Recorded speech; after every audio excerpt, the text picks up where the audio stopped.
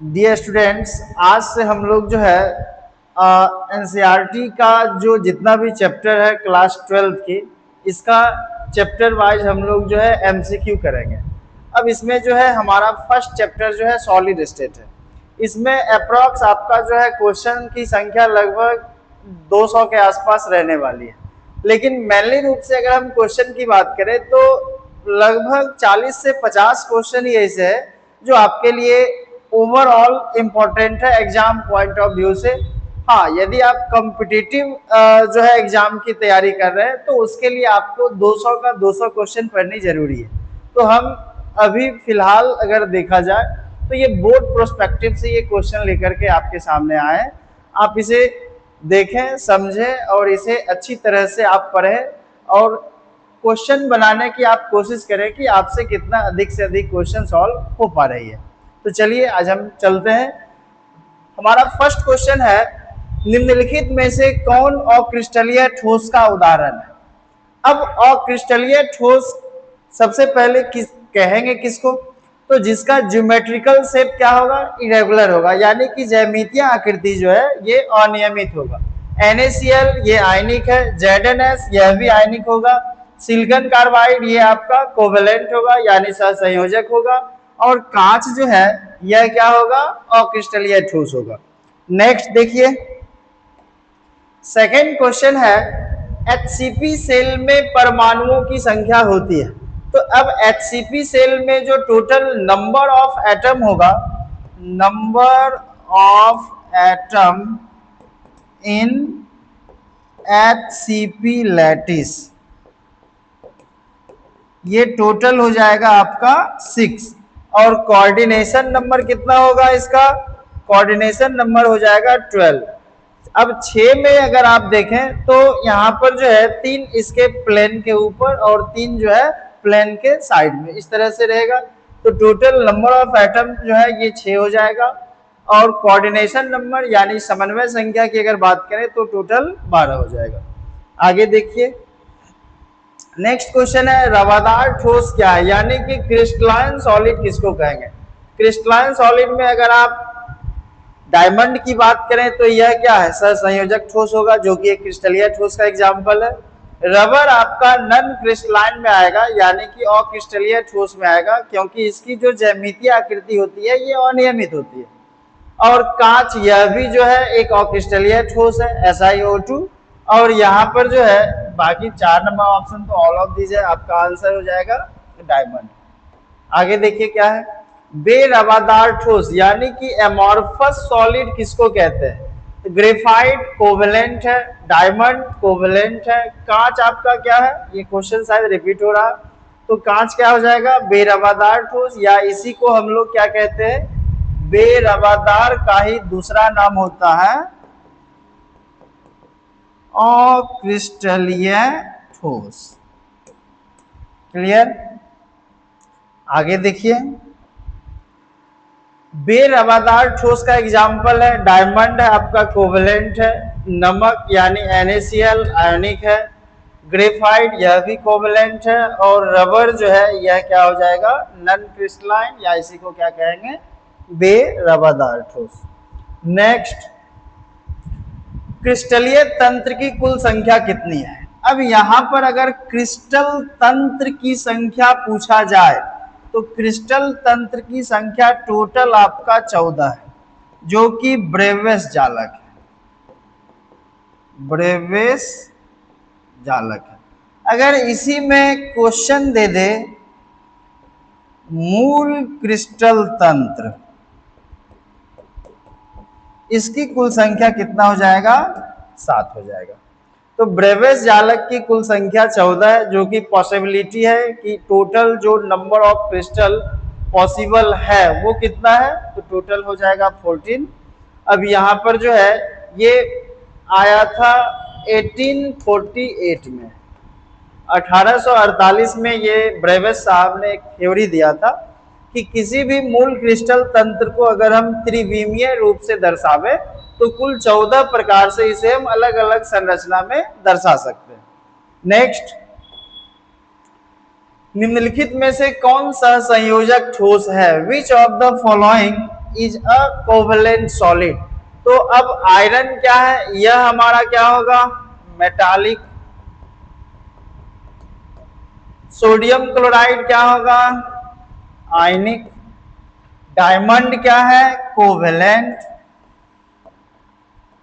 और कॉपर क्या हो जाएगा, मेटालिक।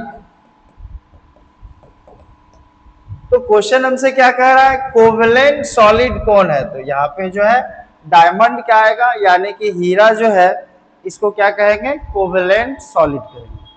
आगे देखिए क्वेश्चन है, हीरा निम्नलिखित में से किस प्रकार का रवा है, यानी which type of crystal is diamond. अब डायमंड जो है यह किस टाइप का जो है क्रिस्टल स्ट्रक्चर का फॉर्मेशन करता है, कैसा ये क्रिस्टल बनाएगा, तो ये जो है किसका एग्जाम्पल है, कोवेलेंट क्रिस्टल का एग्जाम्पल है। आयनिक क्रिस्टल में क्या होगा, आयनिक बॉन्ड काम करता है। मॉलिक्यूलर क्रिस्टल में क्या होगा, इसमें जो है weak van der Waals force, weak van der Waals force, और इसी में आप कह सकते हैं लंदन डिस्पर्सन फोर्स, और इसी में आप कह सकते हैं हाइड्रोजन बॉन्ड। धातुई क्रिस्टल में, यानी कि धातुई रवा की अगर बात करें मेटालिक क्रिस्टल की, तो इसमें क्या आएगा, इसमें किसी भी दो सॉलिड पार्टिकल्स के बीच मेटालिक बॉन्ड जब काम करेगा, इसी को क्या कहेंगे, मेटालिक सॉलिड कहते हैं। आगे देखिए NaCl क्रिस्टल की संरचना क्या है, यानी कि the structure of the NaCl crystal इस क्या हो जाएगा, फेस सेंटर्ड, यानी एफसीसी लैटिस ये स्ट्रक्चर फॉर्म करेगा। आगे देखिए निम्नलिखित में से कौन रवाहीन ठोस है। अब रवाहीन ठोस का मतलब क्या हुआ, तो which type of crystal is an amorphous, यानी कि इसमें से कौन अक्रिस्टलीय ठोस है। रवाहीन मतलब वो क्या होगा, क्रिस्टल, रवा का मतलब होता है रॉक फॉर्म, यानी कि एक फिक्स उसका जो है ज्योमेट्रिकल स्ट्रक्चर आएगा, उसी को हम लोग रवा के रूप में यहाँ पे जानते हैं। तो जिसका फिक्स ज्योमेट्रिकल स्ट्रक्चर नहीं होगा वह क्या होगा, तो वह क्या कहलाएगा, रवाहीन कहलाएगा। अब डायमंड का अगर आप स्ट्रक्चर देखें तो फिक्स है, NaCl का भी स्ट्रक्चर फिक्स है, ग्रेफाइट का भी स्ट्रक्चर फिक्स है, लेकिन कांच का स्ट्रक्चर फिक्स नहीं है, ये ध्यान रखना। आगे नेक्स्ट क्या है,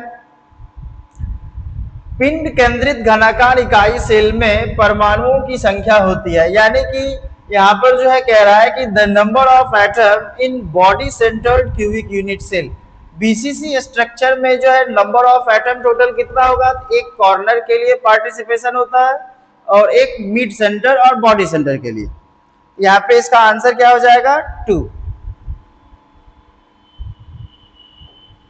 नेक्स्ट, निम्नलिखित में से कौन रवादार ठोस नहीं है, यानी which type of the following is not a crystalline solid, कौन क्रिस्टलाइन सॉलिड नहीं है। तो अब KCl आयनिक क्रिस्टल फॉर्म कर रहा है, CaCl यह भी जो है आयनिक क्रिस्टल बना रहा, रोम्बिक सल्फर ये मॉलिक्यूलर क्रिस्टल का फॉर्मेशन कर रहा, और ग्लास जो है यह क्या है, एक अक्रिस्टलीय ठोस है, यानी कि इसे हम कह सकते हैं रवादार नहीं है, मतलब बेरवादार ठोस है।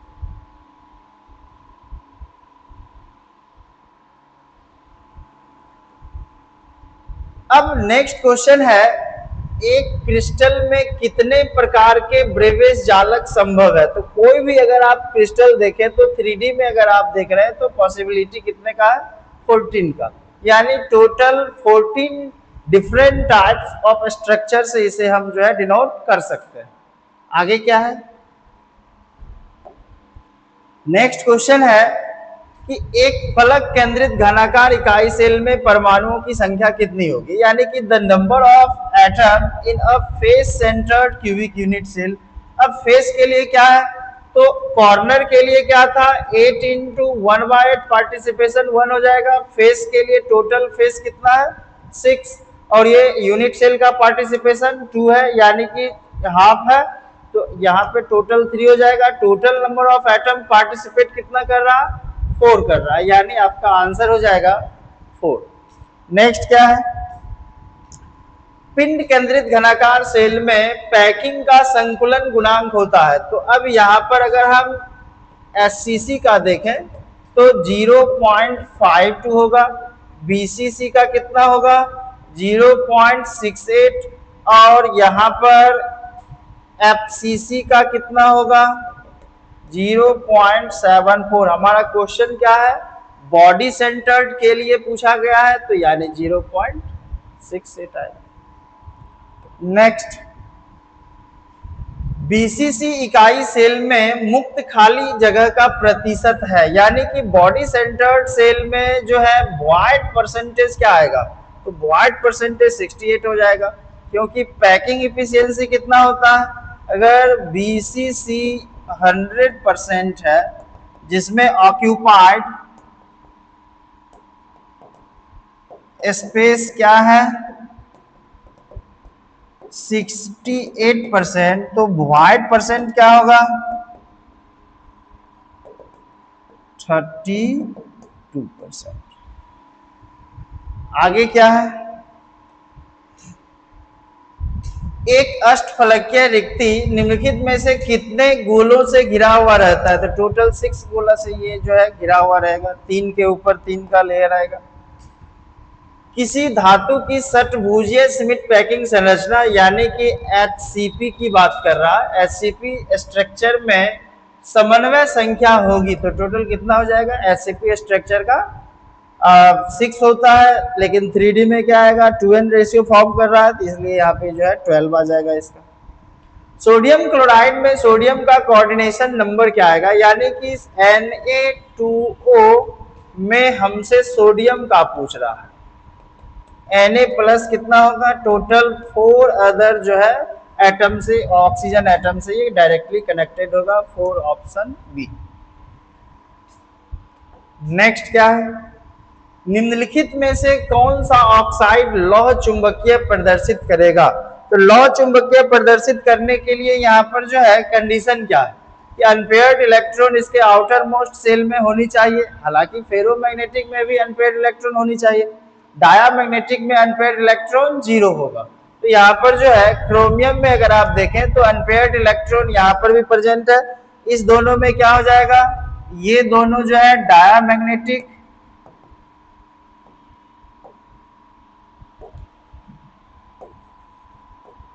और ये क्या होगा ये हो जाएगा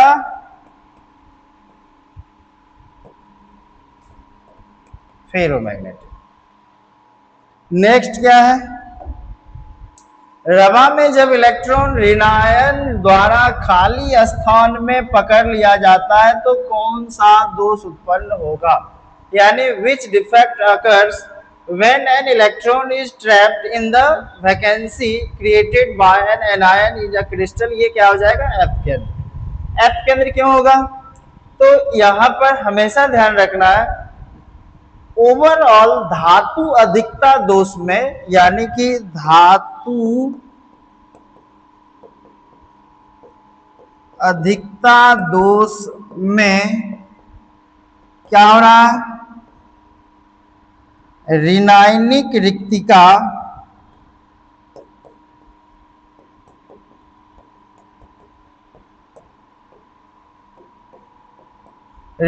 रिक्तिका को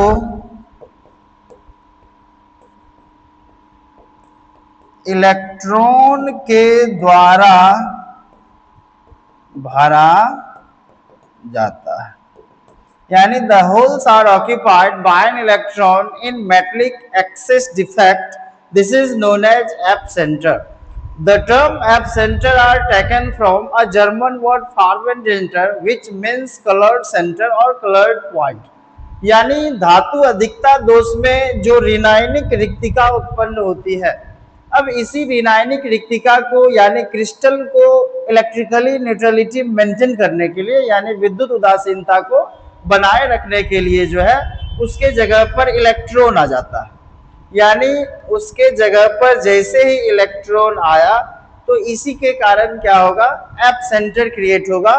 एफ जो टर्म है यह टर्म यानी टर्म एफ जो है ये जर्मन वर्ड से आया है, जर्मन शब्द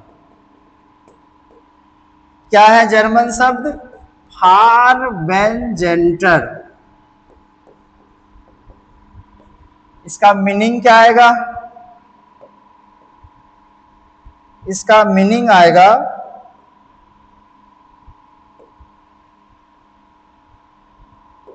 रंगीन केंद्र। नेक्स्ट क्या है? निम्नलिखित में से किस प्रकार के दोष के कारण क्रिस्टल के घनत्व में कमी आती है? तो क्रिस्टल के घनत्व में कमी जो आ रही थी वह मेनली रूप से अगर आप देखें तो वैकेंसी डिफेक्ट यानी रिक्तिका दोष के कारण आ रही थी। लेकिन अब यही रिक्तिका दोष अगर किसी आयनिक क्रिस्टल में फॉर्म हो रहा है तो ओवरऑल अगर आप देखें तो ये शॉटकी दोष का एग्जाम्पल है। मतलब जो क्रिस्टल का डेंसिटी इफेक्टेड हो रहा है, डेंसिटी अगर डिक्रीज कर रहा होगा तो वह मेनली रूप से किसके कारण हो रहा था? शॉटकी डिफेक्ट के कारण। आगे देखिए, निम्नलिखित में से कौन फेरो चुंबकीय पदार्थ है? अब यहां पर अगर आप देखें तो ये तो हो जाएगा आपका पारामैग्नेटिक,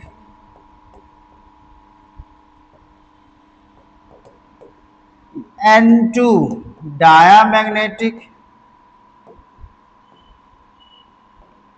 यानी ये क्या है? अनुचुंबकीय। ये एक्सेप्शनल फॉर्म में, एक्चुअल में इसे डायामैग्नेटिक होना चाहिए था, लेकिन ऑक्सीजन का ये एक्सेप्शनल केस है कि यहाँ पर O2 जो है यह पैरामैग्नेटिक सब्सटेंस की तरह बिहेव करता।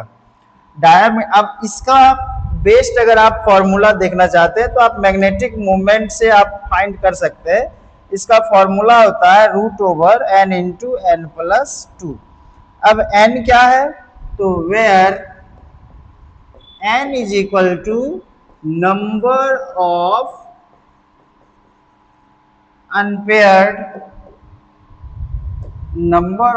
अनपेयर्ड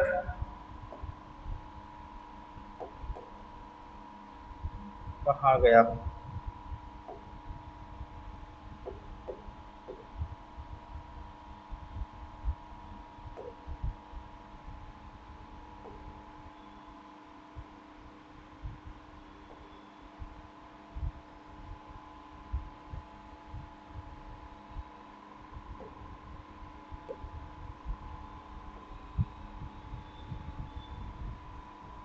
ये क्वेश्चन हो गया था, ये क्या आ गया? ये भी हो गया है, ये भी हो गया है, भाग गया क्वेश्चन। अच्छा आगे देख लेते हैं, पहले इसको देख लीजिए। निम्नलिखित में से कौन ऑक्साइड अनुचुंबकीय है? तो अनुचुंबकीय ऑक्साइड क्या हो जाएगा? ClO2 हो जाएगा। ये हो क्या रहा है?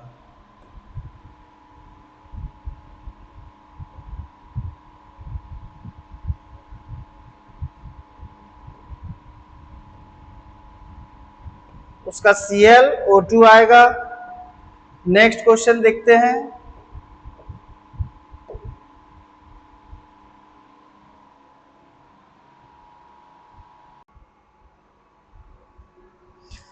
नेक्स्ट क्वेश्चन है, निम्नलिखित में से कौन लौह चुंबकीय पदार्थ है? तो लौह चुंबकीय कौन हो जाएगा?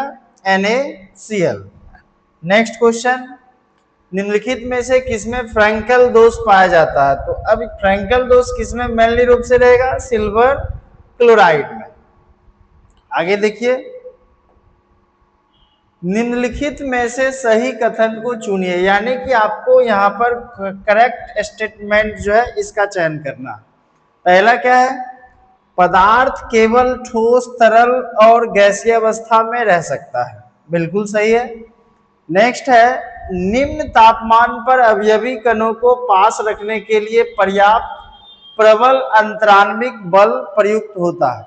यानी यहाँ पर जो है कह रहा है कि जब टेम्परेचर न्यूनतम हो, टेम्परेचर यदि कम है, तो उस स्थिति में जो ठोस पदार्थ के जो कण होंगे आपस में, वह पास रखने के लिए प्रबल अंतराण्विक बल की आवश्यकता होती है। यानी वहां पर अगर आप देखें तो जैसे ही आप टेम्परेचर घटाते हैं तो उसके बीच का जो इंट्रैक्शन फोर्स वैल्यू है वो इंक्रीज कर जाता है।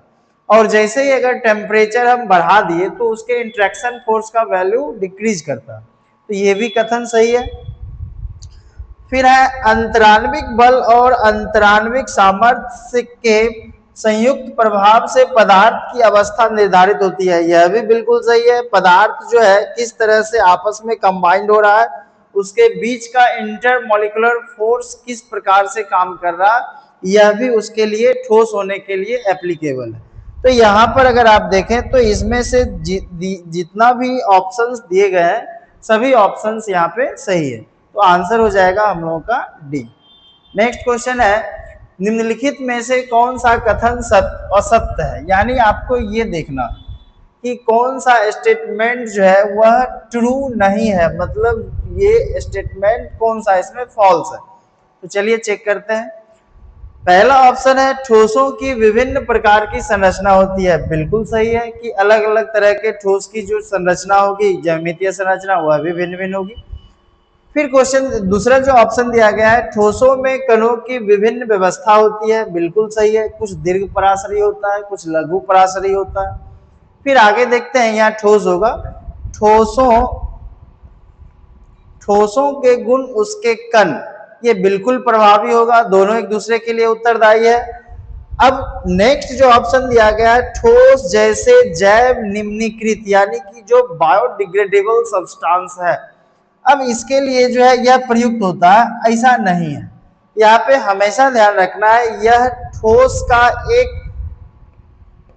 प्रायोगिक रूप है, प्रायोगिक रूप है, जिसके कारण हमारा जो करेक्ट आंसर हो जाएगा वो ये होगा, डी नंबर ऑप्शन।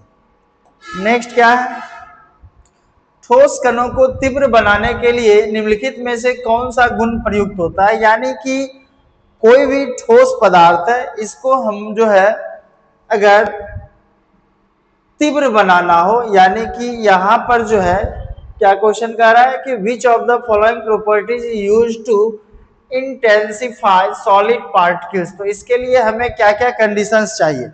तो निम्न ताप पर जो है ठोस के कण क्या होंगे, आपस में एक दूसरे से काफी कंडेंस्ड फॉर्म में रहेंगे, जुड़े हुए रहेंगे। अब दूसरा जो ऑप्शन है बी नंबर ऑप्शन, ये थोड़ा ऑप्शन मिस्टेक किया गया है, ये अंतराण्विक बल है और तापीय ऊर्जा है, यानी कि इसका ये दोनों बिल्कुल सही है।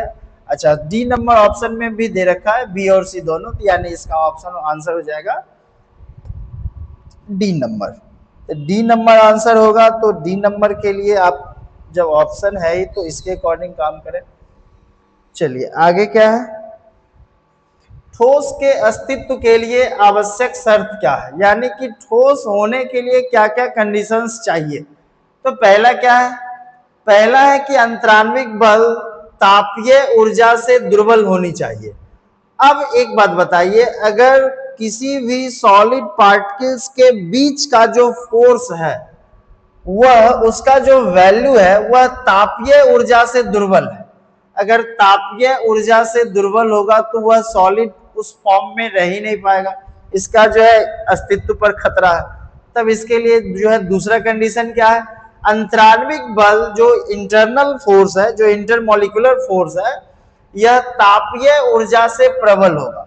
बिल्कुल सही बात है, अगर तापीय ऊर्जा से उसके बीच का जो फोर्स ऑफ इंटरेक्शन है पार्टिकल का, अगर वो प्रबल है तो यह ठोस के अस्तित्व को दर्शाता है।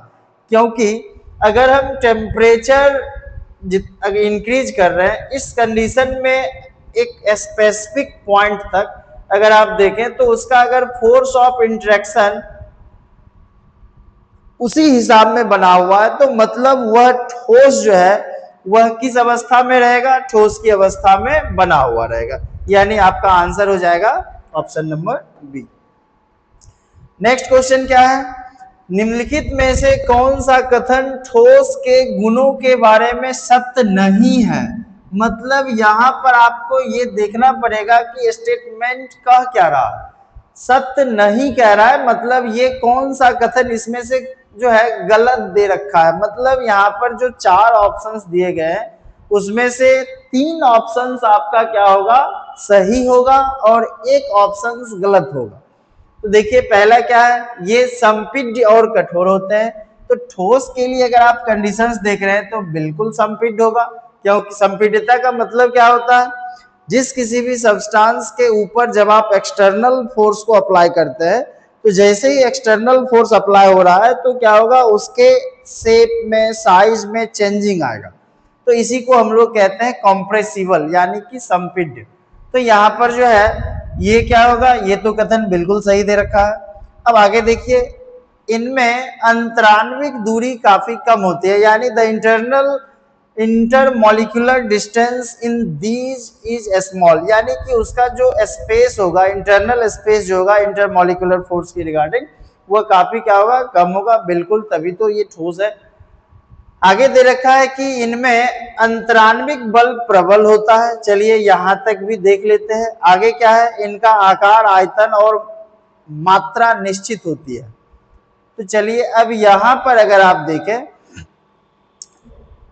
इनमें अंतराण्विक दूरी कम होती है, बिल्कुल सही है, तभी तो फोर्स ज्यादा मजबूत होगा। इनमें अंतराण्विक बल प्रबल होता है। तो अब क्वेश्चन में जो है दे रखा है कि ठोस के गुणों के बारे में सत्य नहीं है, तो ये तो बिल्कुल सत्य है कि इसमें अंतराण्विक बल प्रबल होगा, इसमें अंतराण्विक दूरी भी काफी कम होगी, ये भी सही है। ये संपीड्य और कठोर होते हैं, ठोस संपीड्य नहीं होते हैं। ठोस प्रायः असंपीड्य होती है। जब भी यहां पर देखना है तो आपको हर एक प्रॉपर्टी को फॉलो करना होगा। ठोस के कण में हम एक्सटर्नल फोर्स अप्लाई करके उसके शेप में, साइज में चेंजिंग नहीं ला सकते हैं। मतलब यहां पर आपको फंसाने के लिए कठोर तो दे रखा है, लेकिन ये संपीड्य है ना कि असंपीड्य। क्योंकि अगर सही सत्य कथन नहीं है, मतलब ये संपीड्य होंगे और कठोर होंगे, तो कठोर तो बिल्कुल होगा क्योंकि फोर्स ऑफ इंटरेक्शन हाई है, लेकिन ये संपीड्य नहीं होगा। आगे क्या है, नेक्स्ट क्वेश्चन है कि उच्च घनत्व और निम्न संपीड्यता। चलिए कुछ देर के लिए मान लेते हैं कि संपीड्यता इसका निम्न है। तो क्वेश्चन हमसे ये कह रहा है कि निम्न में से किस प्रकार के ठोस के लिए ये उत्तरदायी है। अब डेंसिटी हाई है, घनत्व अधिक है, संपीड्यता काफी कम है। अब संपीड्यता काफी अगर कम होगा तो यह हमेशा ध्यान रखना है कि यह सॉलिड के सब्सटेंस के स्ट्रक्चरल एनालिसिस को शो कर रहा है। मतलब यहां पर जो है, अब ऑप्शन को देखते हैं। अत्यधिक संकुलित होगा, मतलब पार्टिकल्स टाइटली पैक्ड होगा लैटिस साइट में। फिर कह रहा है कि कम संकुलित ठोस, दूसरा है लचीला ठोस, और इनमें से कोई नहीं। तो देखिए, अधिक संकुलित ठोस जो होगा वह तो पहले से देखा जाए तो जो है असंपीड्य की स्थिति में होगा और उसकी जो है डेंसिटी हाई होगा। तो चलिए यहाँ पर ये सही है। कम संकुलित ठोस, अब कम संकुलित ठोस है तो मतलब पार्टिकल्स जो होगा वह लैटिस साइट में लूजली पैक्ड होगा। अब लूजली अगर पैक्ड होगा तो उसका डेंसिटी लो होगा। अब लचीला ठोस, फ्लेक्सिबल सॉलिड में अगर आप देखें तो फ्लेक्सिबल सॉलिड में ये कंपोनेंट, ये टर्म्स कुछ स्थिति के लिए आप ऑब्जर्व कर सकते हैं। तो यहां पर जो है लचीला ठोस जो है आप यहाँ पे आंसर लगा सकते हैं, क्योंकि यह निम्न संपीड्यता को दर्शा रहा है। नेक्स्ट क्वेश्चन क्या है, नेक्स्ट क्वेश्चन है निम्न में से कौन असत्य है, मतलब सही नहीं है, यानी कि कौन सा स्टेटमेंट इसमें से जो है ये फॉल्स है। तो कुछ, अब जो 3 स्टेटमेंट होगा वह तो सही होगा, एक स्टेटमेंट गलत होगा। अब देखते हैं क्या है। ठोस को अक्रिस्टलीय और क्रिस्टलीय ठोस में वर्गीकृत करना क्रमागत व्यवस्था का मूलभूत पहलू है। बिल्कुल सही बात है, क्योंकि अगर आप यहाँ पर क्रिस्टलीय ठोस और अक्रिस्टलीय ठोस का स्ट्रक्चरल एनालिसिस करें तो क्रिस्टलीय ठोस की जो संरचना होती है वह नियमित होती है और अक्रिस्टलीय ठोस की जो संरचना होगी वह क्या होगी, अनियमित होगी। तो यहाँ पर तो ये एक जो स्टेटमेंट है ये बिल्कुल सही स्टेटमेंट है। आगे देखते हैं। क्रिस्टलीय ठोस के प्रत्येक अवयवी कणों का निश्चित ज्यामितीय आकार होता है। बिल्कुल सही बात है कि जितने भी क्रिस्टलीय ठोस होंगे, चाहे वह धात्विक ठोस हो या आयनिक ठोस हो या आणविक ठोस हो या सहसंयोजक ठोस हो, सभी की ज्यामितीय आकृति बिल्कुल निश्चित होगी। आगे देखते हैं सी नंबर क्या कह रहा है।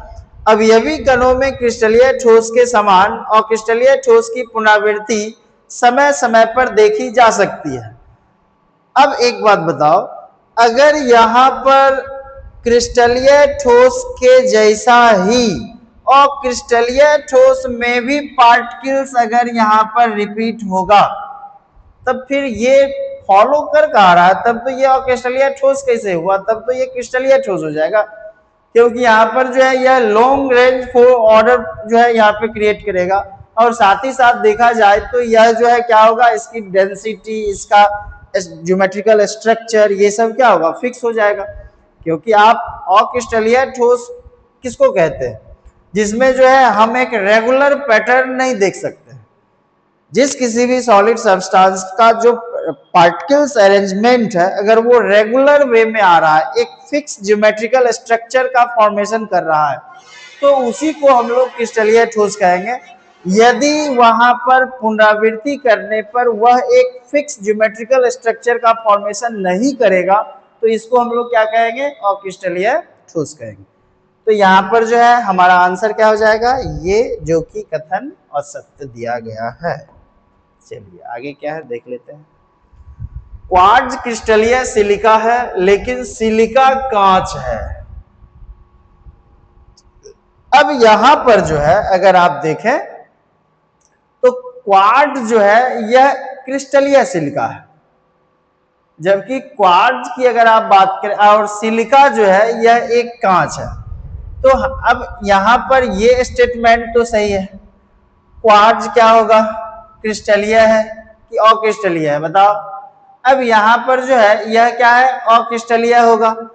अच्छा, उसके बाद अब क्या दे रखा है, सिलिका कांच है। अब सिलिका कांच है तो यहां पर जो है एक क्रिस्टलीय का टर्म आ रहा है और एक अक्रिस्टलीय है, यानी यहां पर जो है आप सी आंसर हिट कर सकते हैं। आगे देखिए, निम्नलिखित ठोस क्रिस्टलीय ठोस के संदर्भ में कौन सा कथन सत्य है।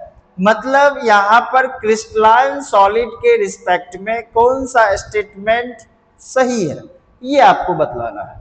सत्य है, ये ध्यान रखना, सत्य नहीं है, असत्य है या सत्य है, इस चीज पर आपको फोकस करना होगा। इसी पर क्वेश्चन का पूरा मॉड्यूल ही चेंज हो जाएगा। तो देखो ध्यान से, क्रिस्टलीय ठोस सबसे पहला कंडीशन दीर्घ पराशरी व्यवस्था होगा, बिल्कुल सही है। इसका गलनांक कुछ होता है, बिल्कुल सही है, क्योंकि फोर्स ऑफ इंट्रैक्शन हाई है। आगे देखिए, ये विषम दैशिक होंगे, यह भी सही है। मतलब यहां पर जो भी ऑप्शंस दे रखा है सभी के सभी ऑप्शंस बिल्कुल सही है। नेक्स्ट क्वेश्चन की ओर चलते हैं। और क्रिस्टलीय ठोस के संदर्भ में कौन सा कथन असत्य है। मतलब इसमें से जो दे रखा होगा उसमें गलत कौन है, बाकी तीन टर्म आपका सही होगा, एक टर्म जो होगा वह गलत होगा। आगे देखते हैं, चलिए। ये उच्च ताप पर गलनीय होता है।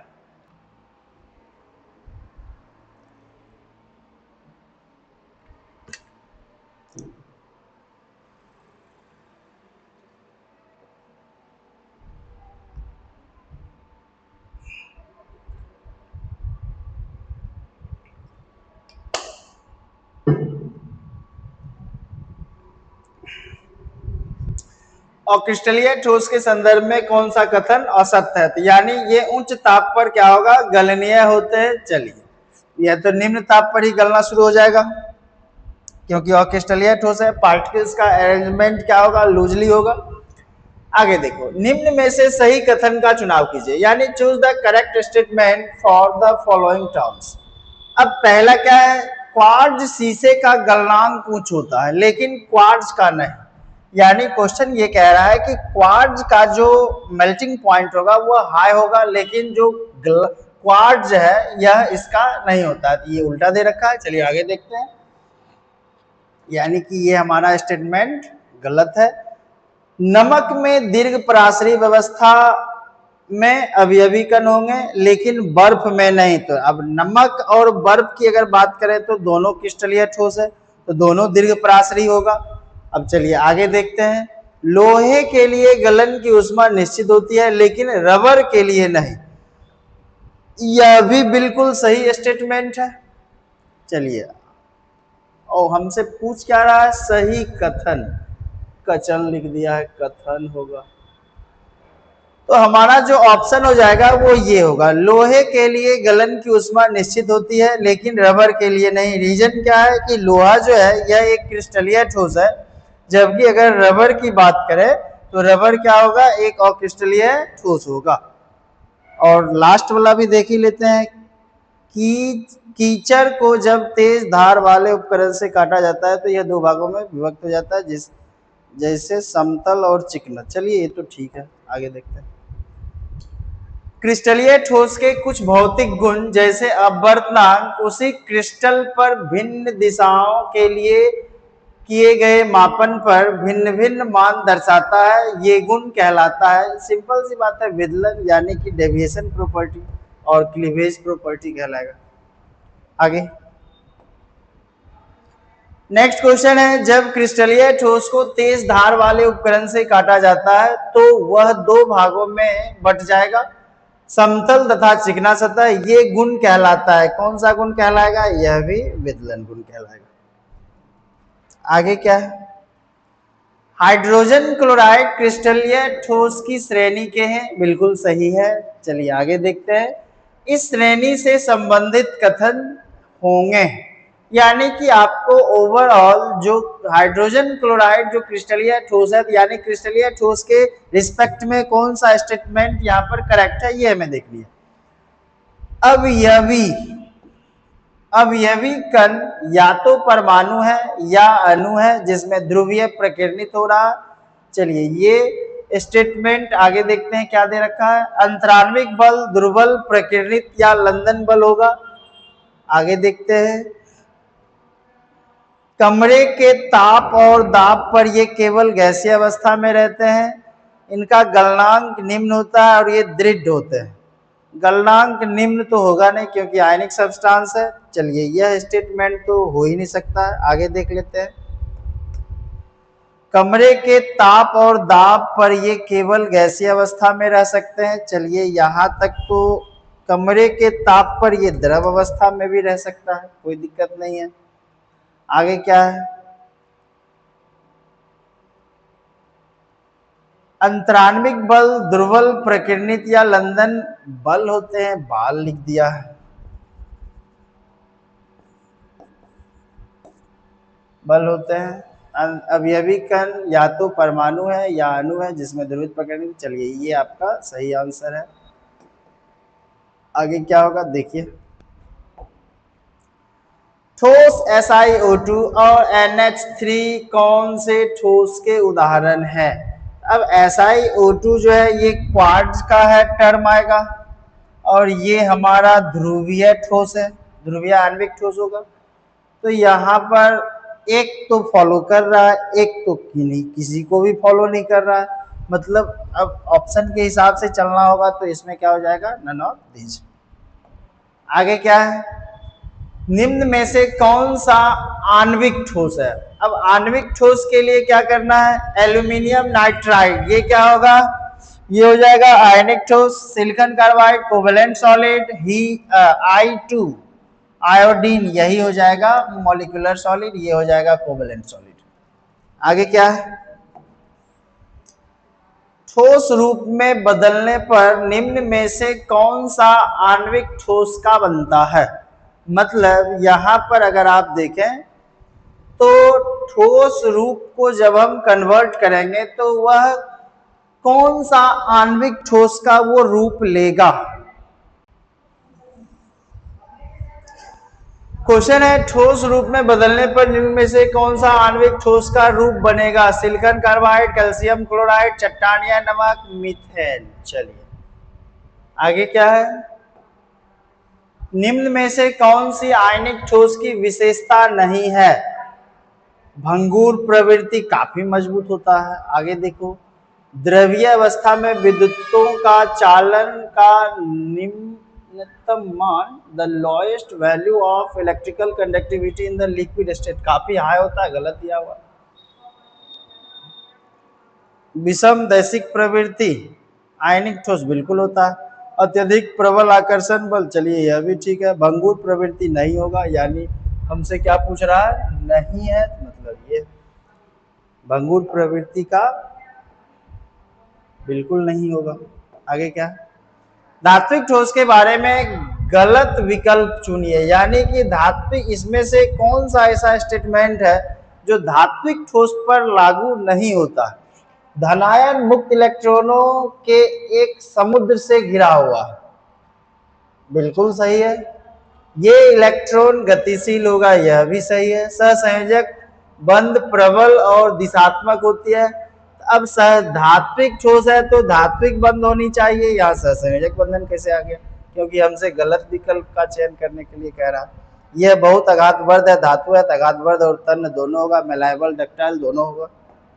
आगे क्या है, धातु की चमक का कारण है। धातु किसके कारण चमक रहा है, मुक्त इलेक्ट्रॉन की उपस्थिति के कारण। इसका उच्च चमक होता है, इसमें उच्च घनत्व होगा, रासायनिक निष्क्रियता होती है, मुक्त इलेक्ट्रॉन।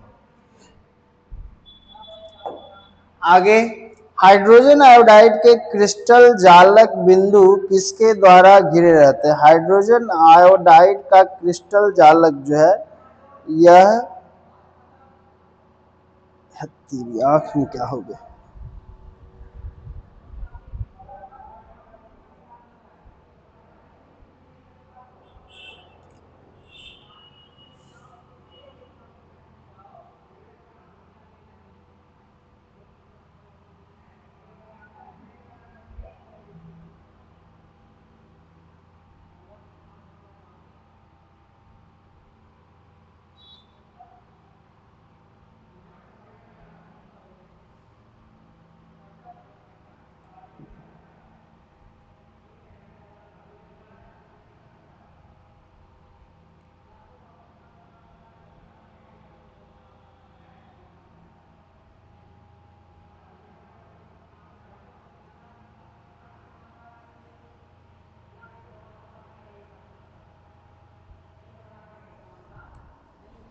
हेलो,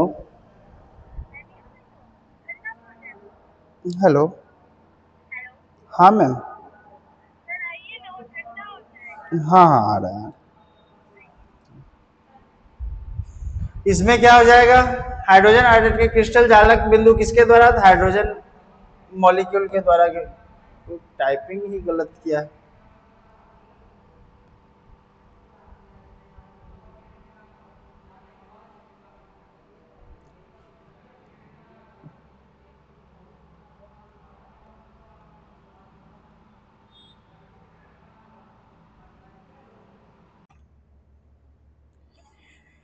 देखिए, तो नेक्स्ट क्वेश्चन है, दीर्घकाय अणुओं के विषय में कौन सा कथन गलत है।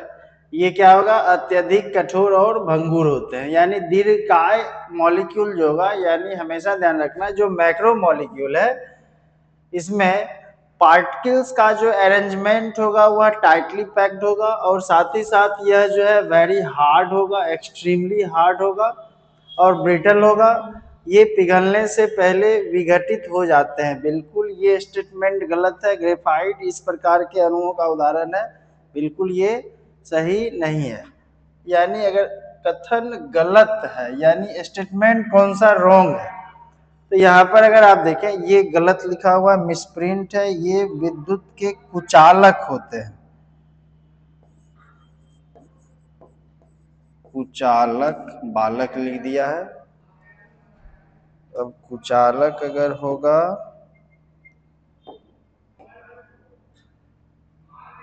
कहाँ है,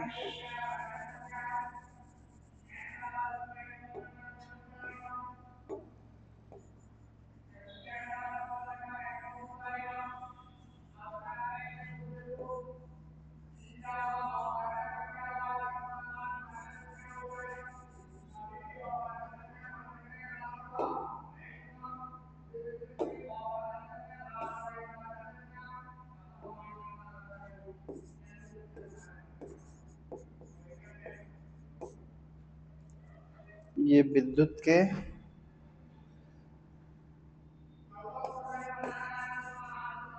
बैड कंडक्टर ऑफ इलेक्ट्रिसिटी। इसका आंसर हो जाएगा ये। नेक्स्ट क्या है, निम्न में से कौन सा अपनी भौतिक अवस्था में विद्युत की चालकता को नहीं दर्शाता है? यानी डायमंड डायमंड ठोस अवस्था में हो या किसी भी रूप में हो, यह क्या करेगा, bad conductor of electricity show करता है। एक ठोस एक्स है जो कह रहा है कि काफी कठोर है और इसका गलनांक भी काफी उच्च है, तो कह रहा है कि तो उस अवस्था में यह कुचालक भी है। तो यहाँ पे ठोस अवस्था होनी चाहिए, ठोस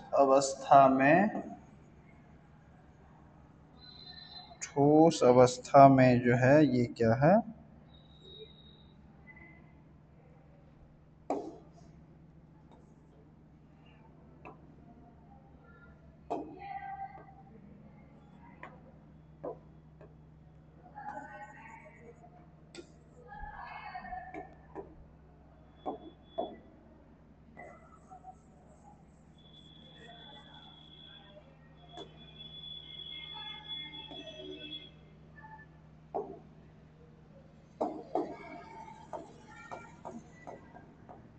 ठोस अवस्था में ये क्या है, विद्युत के कुचालक है, लेकिन पिघले हुए अवस्था में यह सुचालक है। तो ये यानी a solid X is extremely hard and has a high melting point. It is an insulator in the solid state but it conducts electricity in molten phase. तो X यहाँ पे क्या आएगा, तो X हमेशा ध्यान रखना है क्या होगा, आयनिक सॉलिड की प्रॉपर्टी को इंडिकेट कर रहा है। नेक्स्ट क्वेश्चन क्या है, निम्न में से कौन सा ठोस अवस्था में सहसंयोजक क्रिस्टल के रूप में पाया जाता है? तो सहसंयोजक क्रिस्टल के रूप में कौन सा रहेगा, तो यहाँ पर जो है सिलिकॉन के कंपोनेंट क्या होंगे ठोस अवस्था में, किस रूप में रहेगा, क्रिस्टल रूप। आगे क्या है, निम्न में से कौन से कथन असत्य है? असत्य कथन को चुनने के लिए बोला जा रहा है। अब असत्य कथन क्या होगा, क्रिस्टलीय जालक विक स्थान स्पेस में अवयवी कणों की नियमित त्रिविमीय व्यवस्था है, बिल्कुल सही है। 7 क्रिस्टल प्रणालियों और 14 ब्रेवेस जालक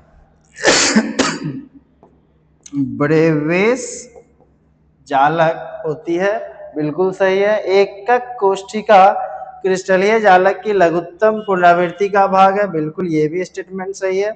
एकक कोष्ठिका के मापन की 2 विशेषताएं होती है, बिल्कुल गलत, यहाँ पर जो है 6 विशेषताएं होगा, मतलब हमारा आंसर हो जाएगा डी। 3 एंगल है और 3 इसके साइज को इंडिकेट कर रहा है, alpha beta gamma A B C. संपूर्ण क्रिस्टलीय संरचना की वह छोटी से छोटी इकाई जो विभिन्न दिशाओं में बार बार दोहराने पर यानी पुनरावृत्ति करने पर क्रिस्टल संरचना को उत्पन्न कर देती है, कहलाती है एकक कोष्ठिका, यूनिट सेल है। आगे क्या है, जब अवयवी कण केवल एकक कोष्ठिका के कोने पर उपस्थित हो तब वह एकक कोष्ठिका कहलाएगा। केवल कॉर्नर के लिए तो सिंपल लैटिस ये फॉर्म कर रहा, एससीसी लैटिस हो जाएगा। बॉडी सेंटर्ड में एक मिड पर रहेगा और एक यहाँ पे रहेगा। सिनेबार क्या कह रहा है, सिनेबार किस क्रिस्टल तंत्र का एग्जाम्पल है, ट्रायंगुलर है। चलिए तो आगे क्या है, अब खत्म।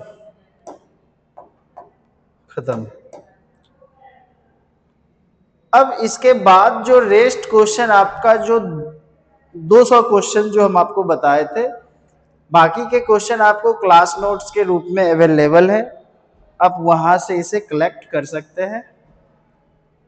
ठीक है, चलिए लाइट कट गई है, गर्मी काफी ज्यादा लग रही है।